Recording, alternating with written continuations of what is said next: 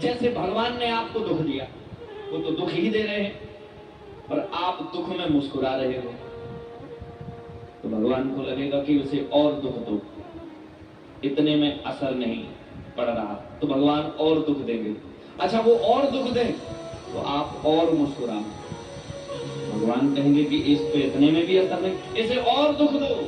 जब वो और दुख दें तो और मुस्कुराओ, अंत में भगवान को लगेगा हमें लगता हमारे दुख में ही कोई कमी है, इसलिए इस पे असर नहीं कर रहा। एक काम करो, जरा सुख देकर देखो क्या असर है, तो दुख हटा के जैसे ही वो सुख देंगे, आहा, फिर तो जीवन भर का रोना।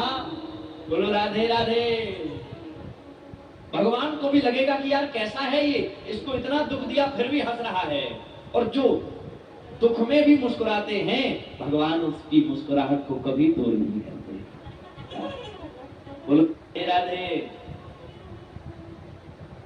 और पता लगा कि सुख भी हो तो भी रोते, किसी किसी का चेहरा ही ऐसा होता है, देख लो तो रोना आ जाए, और नहीं आ जाए रोना तो कुछ लोग ऐसा चेहरा बनाए ही रहते हैं, ऐसा लगता है इनसे ज्यादा दीनहीन कोई दुनिया में नहीं, इनसे ज्यादा गरीब कोई नहीं है दुनिया में।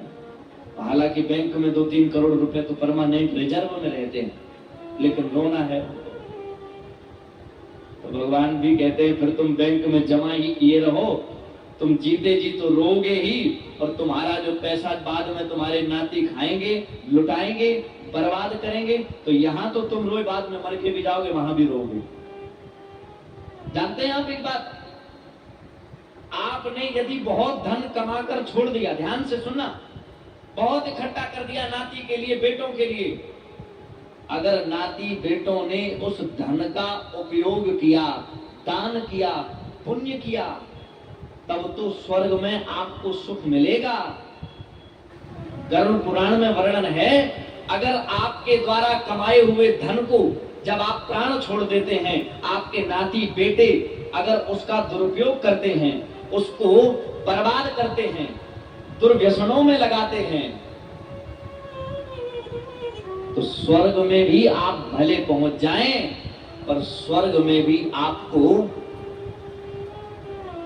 रुरु नाम के कीड़े आपको पीड़ा पहुंचाएंगे। और रुरु नाम के जो कीड़े होते हैं, जानते हैं वो कैसे पीड़ा पहुंचाते हैं? वो आपके शरीर में प्रवेश कर जाएंगे, तब पीड़ा नहीं होगी, पर वो अंदर ही अंदर आपके सिर्फ रक्त को चूसेंगे। इतनी पीड़ा होती है, 1000 वृक्षों के दंशन में जितनी पीड़ा होती है, उतनी एक रुरु नाम के कीड़े के दंशन से पीड़ा होती है। बोलो राधे राधे। इसीलिए अपने बच्चों को अमीरी की आदत मत लगाओ। बहुत कुछ जोड़ के रखा है, पर उनके सामने धन अपना पुण्य में लगाओ, तो कम से कम तुम्हारे जाने के बाद तुम्हारा धन पुण्य में तो लगेगा, और नहीं तो तुम्हारा ही कमाया हुआ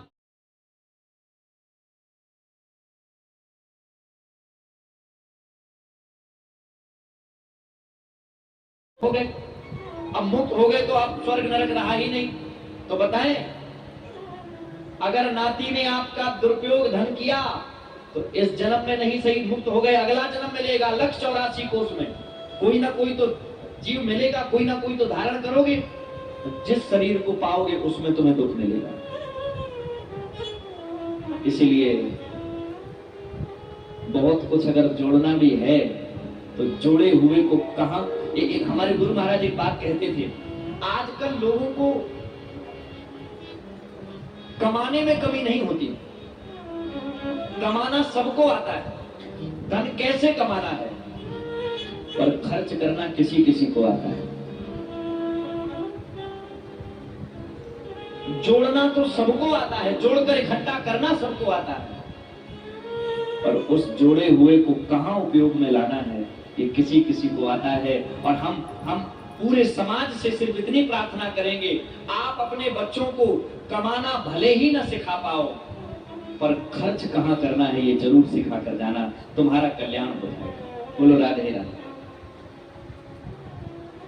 और अगर तुमने सिर्फ कमाना सिखाया तो सिर्फ वो कमाएंगे, खर्च करने का उनको पता ही नहीं होगा। उन्हें क्या पता कमाया बेकार किया, बर्बाद किया, लुटाया, भोगो दो तुम। इसीलिए बहुत व्यवस्थाओं में नहीं। सच्चिदानंद रूपाय विश्वोत्पत्त्यादि हेतवे तापत्रय विनाशाय श्री कृष्णाय वयं नमः वयं नमः। अच्छा, भगवान की लीला भी देखो। भगवान की लीला, वे प्रसन्न रहने वालों पर कृपा करते हैं। और कृपा कैसी? तापत्रय विनाशाय, 3 तापों से नाश करते हैं। दैहिक, दैविक, भौतिक।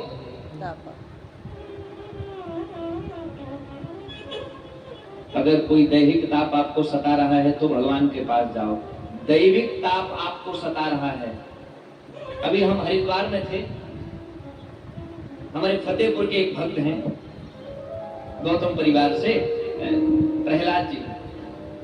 वे आए, उन्होंने पूछा, महाराज एक बात बताओ, हमने कई विद्वानों से कथा सुनी है और वे ताप, भौतिक ताप और आदि भौतिक ताप, दैहिक, दैविक, भौतिक, दैहिक, दैविक और भौतिक।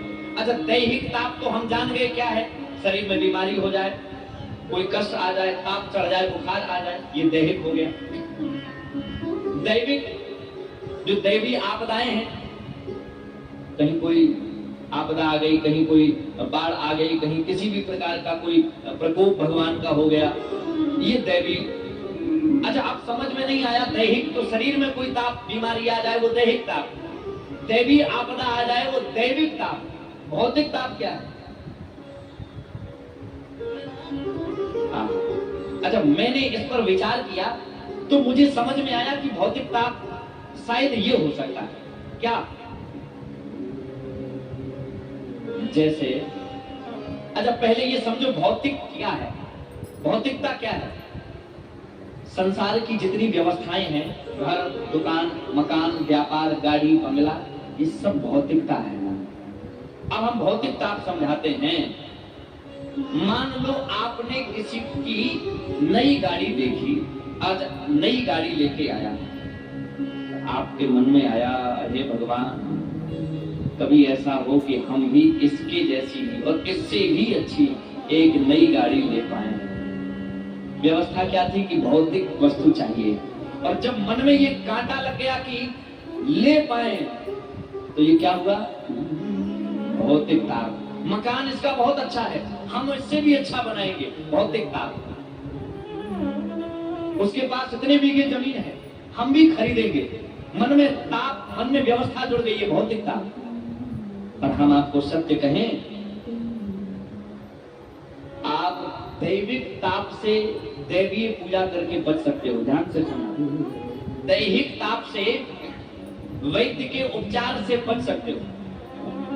पर जो भौतिक ताप एक बार आ गया, ये चाहिए, वो चाहिए, ये चाहिए, ऐसा चाहिए, और सिर्फ निजी सुख के लिए, तो नहीं बच सकते ना। कोई नहीं बचा सकता। तो है कोई बचाने वाला भौतिक ताप से? एक व्यक्ति बचा सकता है। कौन? आहा, जब पंथ न कोई सूझे, तब जाए गुरु जी से पूछे। जब आप सब जगह से हार जाएं, जब पंथ न कोई सूझे, तब जाए गुरु जी से पूछे। तो फिर होगा क्या? इति है सदगुरु कोई उपाय, हरी माया जतु बिरनी, ए सरे जग को रही नचाए, हरी माया जतु। बोलो, नाच रहे कि नहीं? सारे जग को रही नचाए, न जाए तेरी माया जादू सारे जग को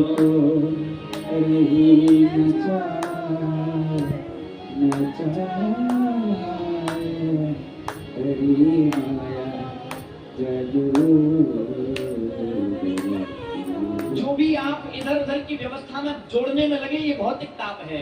तो अगर भौतिक ताप से बचना है तो किसी संत की शरण ग्रहण कर लो, तभी बच पाओगे। जैसे कोई सवाल हल न होवे, जब हम पढ़ते हैं तो जब कोई सवाल हल नहीं होता है, यद्यपि पुस्तक में सॉल्यूशन होता है कि कैसे होगा, पर उस पुस्तक के सॉल्यूशन को खोजने वाला जब तक कोई गुरु आप नहीं खोज लेंगे, तब तक वो सॉल्यूशन भले ही उसमें लिखा रहे पर आपके किसी काम का नहीं है। इसीलिए भौतिक ताप से बचने के लिए कोई गुरु मिल जाए जो आपको उपाय बताए, और जब उपाय मिल जाएगा तो फिर ये माया से बच जाएंगे। नहीं तो फिर आप एक ही बात कहेंगे। अच्छा, जैसे आप फंस भी जाओ माया में तो एक ही बात कह पाओगे, क्या? ये माया तेरी बहुत कठिन है राम,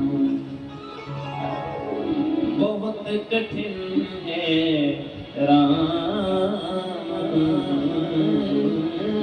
बहुत कठिन है राम, ये माया तेरी, ये माया तेरी बहुत कठिन है राम, ये माया तेरी बहुत कठिन है राम, ये माया तेरी बहुत कठिन है राम, ये माया तेरी बहुत कठिन है राम, ये बहुत कठिन है राम,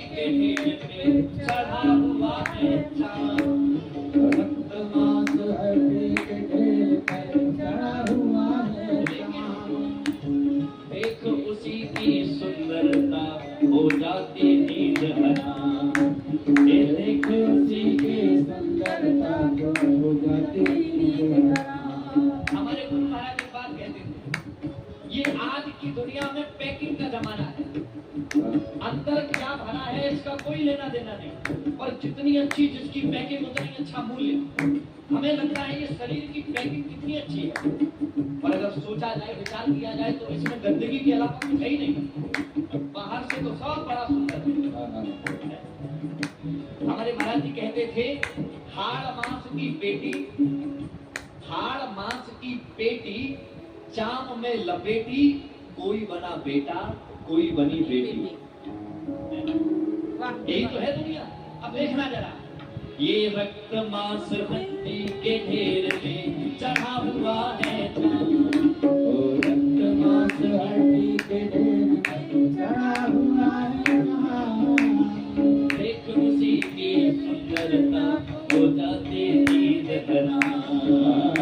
देखो उसी की सुंदरता हो जाती नींद। इसीलिए समझ लो क्या, ये माया तेरी, ये माया तेरी बहुत कठिन है, ये माया तेरी बहुत कठिन है, ये माया तेरी बहुत कठिन है, ये माया तेरी बहुत कठिन है, ये बहुत कठिन है ना।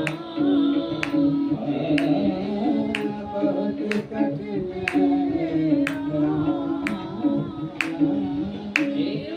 बहुत कठिन है राम, ये माया तेरी बहुत कठिन है राम, ये माया तेरी बहुत कठिन है राम। अच्छा एक बात और सुन लो, हमारे पूज्य महाराज श्री का लिखा हुआ ये भजन है।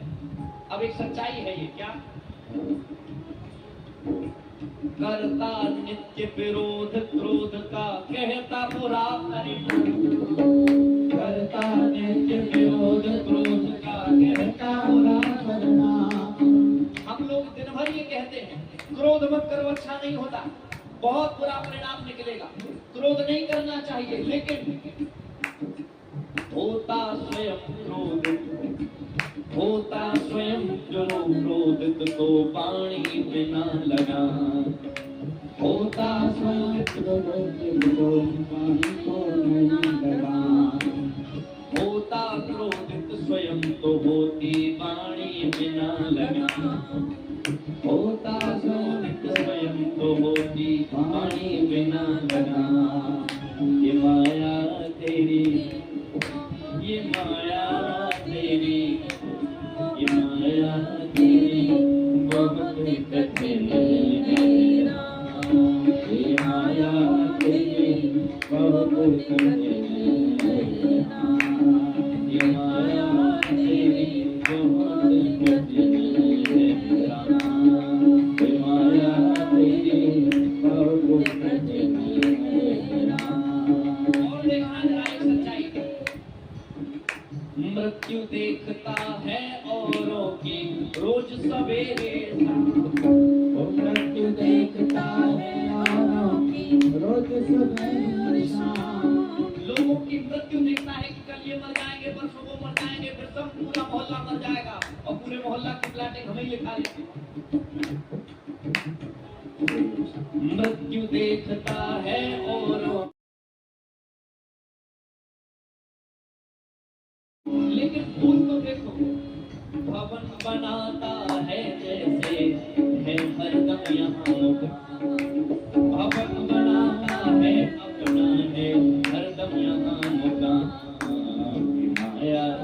ये माया, ये माया तेरी बहुत कठिन है, ये माया तेरी बहुत कठिन है, ये माया तेरी बहुत कठिन है, ये माया तेरी बहुत कठिन है। जय हो गई।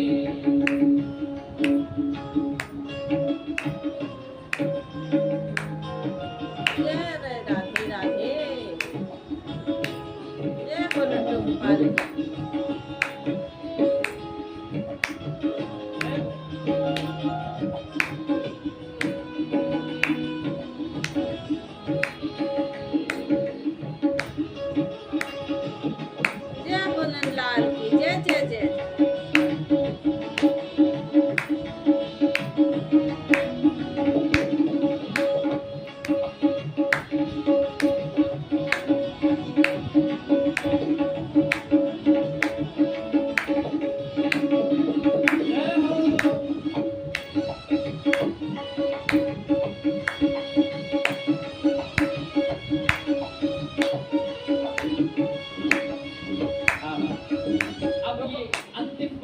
पूज्य महाराज श्री के लिखे हुए था। राजेश्वर प्रभु तुम मायापति करुणा निधि है नाम। राजेश्वर प्रभु तुम करुणा निधि है नाम। ओ करुणा निधि है नाम। करुणा निधि है नाम। करुणा निधि है नाम। ओ करुणा निधि है नाम। इसीलिए नाथ निवेरो अपनी माया जीव लहे विश्राम। नाथ निवेरो अपनी माया जीव लहे विश्राम।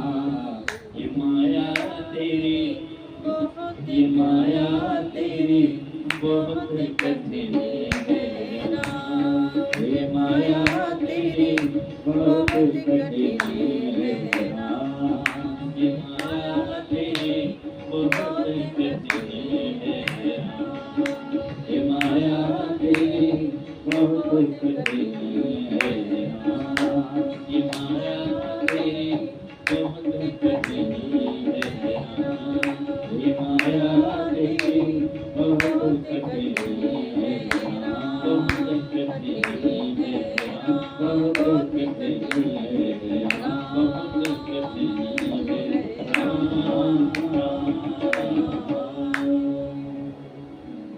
ये माया तेरी बहुत ये माया तेरी ये माया तेरी बहुत कठिन है राम। ये माया तेरी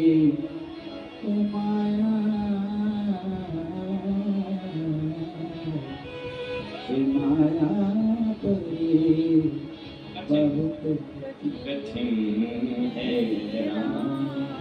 ये माया तेरी माया ए माया तेरी माया तेरी माया इतनी कठिन है कि बचना कठिन ये माया तेरी बहुत कठिन है राम।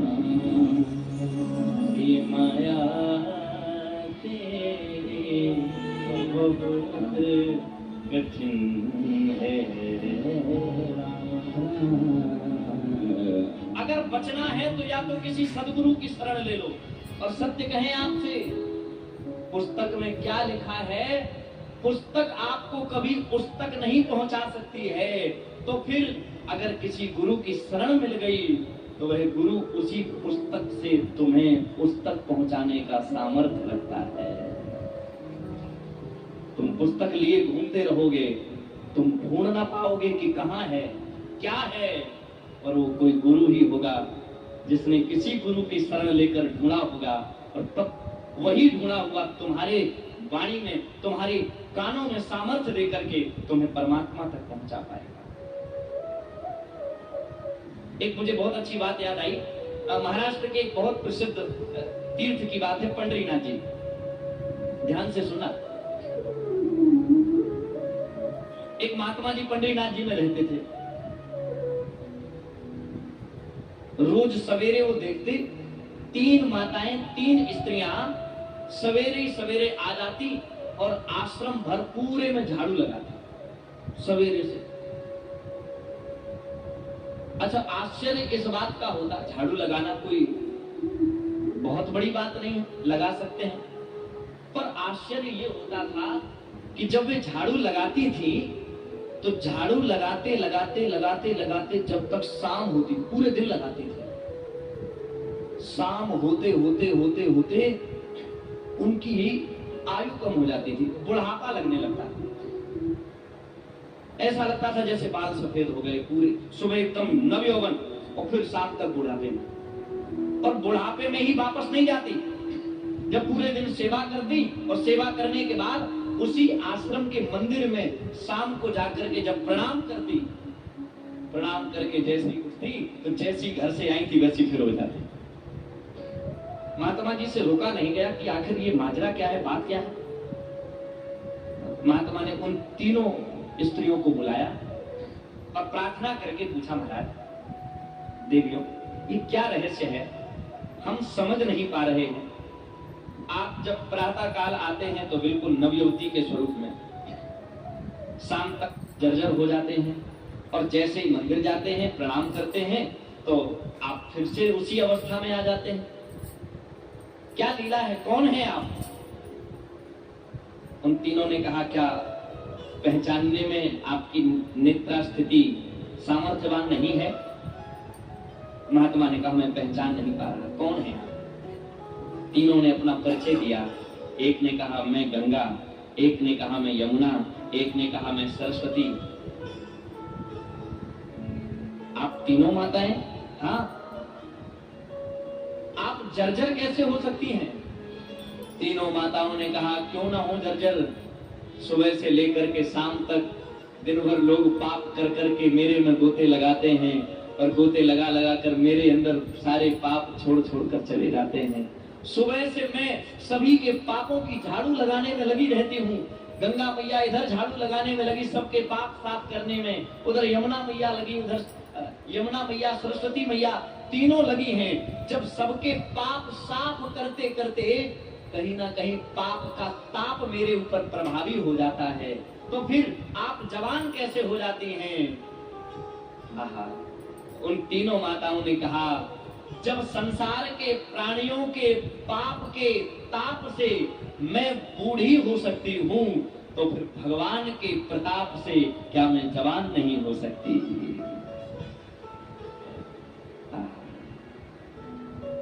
संसार के किसी व्यक्ति का ताप पाप मुझे संतप्त कर सकता है, तो क्या भगवान का दर्शन मुझे तृप्त नहीं कर सकता? मैं भी आपसे कहता हूं, आप भी अपने जीवन में इतना तो अपनाइए, कुछ और न अपना पाए कोई बात नहीं। किसी भी मंदिर में, कहीं भी, किसी भी स्थान में अपना कोई दिन निश्चित कर लो कि हम किसी भी मंदिर में एक दिन सेवा करेंगे। धन से ना हो सके, मन से ना हो सके, तन से ही करो। हम सोहनी सेवा करेंगे, झाड़ू लगाएंगे। पता है, गोवर्धन में एक बड़े विद्वान महात्मा रहते थे, पंडित गया प्रसाद जी मिश्र। वे कुंभन दास जी के शिष्य थे। पता है, गिरिराज जी में जो परिक्रमा मार्ग था, उस परिक्रमा मार्ग में पंडित गया प्रसाद जी सुबह से लेकर रात तक झाड़ू लगाते थे। कोई उनसे पूछता, बाबा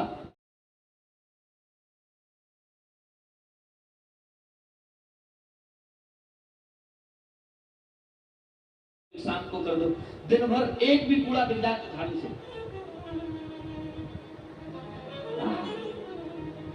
पंडित जी ने कहा, मैं ये सेवा यात्रियों की सुविधा के लिए तो करता ही हूं कि कहीं उन्हें कोई कंकड़ ना लग जाए। इसके साथ साथ मैं किसी और का भी उद्धार करता हूं। किसका? अब क्या कहा वो सुनना। उनका एक नियम था, जब झाड़ू लगाते लगाते बिल्कुल झाड़ू घिस जाती थी, मतलब बिल्कुल कुछ रह जाती थी, तो फिर उसी गिरिराज जी में वे मिट्टी को खोदकर उसी में गाड़ देते थे, समर्पित कर देते थे। और पता है, जिस दिन वो झाड़ू को मिट्टी में समर्पित करते, उस दिन पंडित जी खूब रोते थे, खूब रोते। कोई कहता, बाबा क्यों रो रहे हो? तो वे रोकर कहते, एक और सखी भगवान की सेवा करते करते समर्पित हो गई।